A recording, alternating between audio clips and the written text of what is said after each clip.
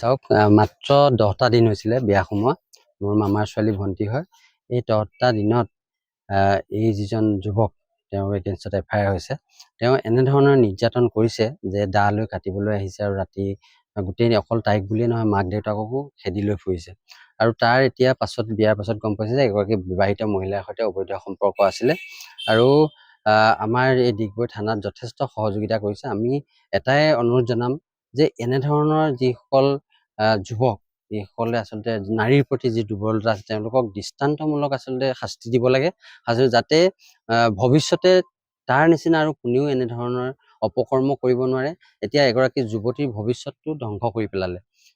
চিন্তা কৰক, তেওঁলোকে মাক দেউতাকেও পূৰ্বতে নিশ্চয় জানিছিলে যে এই মহিলাগৰাকীৰ সৈতে যুৱকজনৰ তেওঁৰ পুত্ৰৰ অবৈধ সম্পৰ্ক আছে। তেনে ক্ষেত্ৰত এই যুৱতীগৰাকীক কিয় তেওঁলোকে বিয়া পাতি দিব লাগিছিলে? কাৰণ ছোৱালীজনীৰ ভৱিষ্যতটো এতিয়া সম্পূৰ্ণৰূপে ধ্বংস হৈ গৈছে। আজি তাই সেইখন ঘৰত সুৰক্ষিত অনুভৱ কৰিব পৰা নাই আৰু তাই ঘৰলৈ যাবলৈ কাৰণে বিচাৰি আছে বাৰে বাৰে যে মোক ইয়াত মাৰি পেলাব, ইয়াৰ পৰা লৈ যাওক।